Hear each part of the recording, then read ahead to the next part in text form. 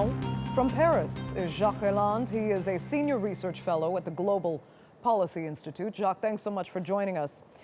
First, tell us, Belgium really is, it's a small country, so why has it taken 4 months for these suspects to be captured, for this operation to be executed, while they've remained in Belgium? What's taken so long? Yeah, we don't know exactly who these people are who were.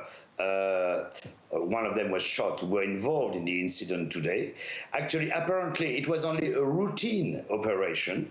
It was a routine search that they were going to visit, to search a flat which had already been visited before, to get more clues or more prints from this place. They expected this place to be empty.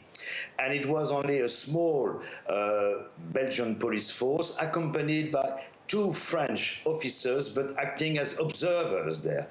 Since the launch of the cooperation between the French and Belgian authorities following the 13th of November attacks, there are now 2 anti-terrorist specialists following all the inquiries made by the Belgian police. And there are changes, one every week, 2 new, and then two arrived, and 2 go. And this time they were not expecting to catch anyone, and they were very surprised when they tried to enter the place, when they had to be submitted to gunfire, heavy gunfire. As soon as they tried to enter the place, the people inside, at the moment they believe there's only 2 of them, the people inside started shooting with their Kalashnikovs, and then ran away through the rooftops. One was killed in the chase, and they were surrounding one in some bit of wasteland not far from the flat. Okay. And the French authorities, yeah? If I can ask you a larger question then, I want to know what you make of these French-Belgian anti-terror operations. Do you think they truly are effective? Yes, now. Before, there was certainly a lack of cooperation because this terrorist who had been arrested, the one who was leading the team in Paris, was shot 3 days later in Saint-Denis, had been in Belgium when everyone thought he was in Syria. So the French were very angry, but not officially, but they were angry with the Belgian authorities for not keeping a watchful eye on this area of Brussels known as Molenbeek, where a lot of terrorist, pro-jihadist sympathizers were centered.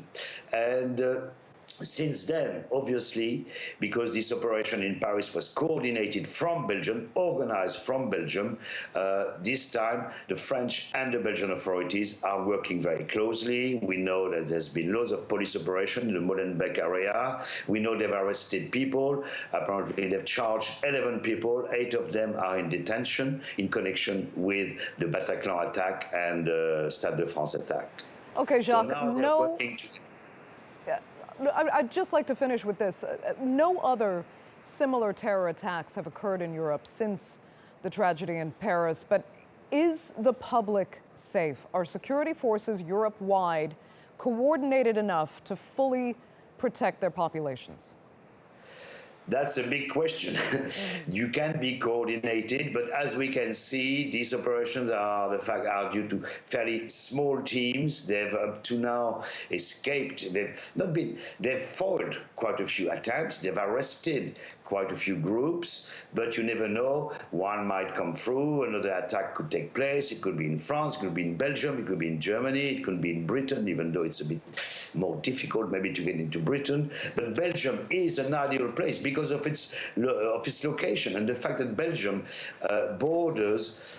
You can go from Belgium to you can go from Belgium to France. You go down the same street. One moment you're in France, the other time you're in Belgium. It's the same when you are on the Dutch side. It's the same when you are on the German side. So Belgium is really now under the eye because of its location, and now we hope that the Belgian authorities are taking things seriously. As we can see now, the cooperation, there's an awareness among European countries means that it is a European fight, a European-wide fight, and Okay. that police authorities have to cooperate very closely. Okay, Jacques Reland, we'll have to leave it there. Thank you so much for joining us.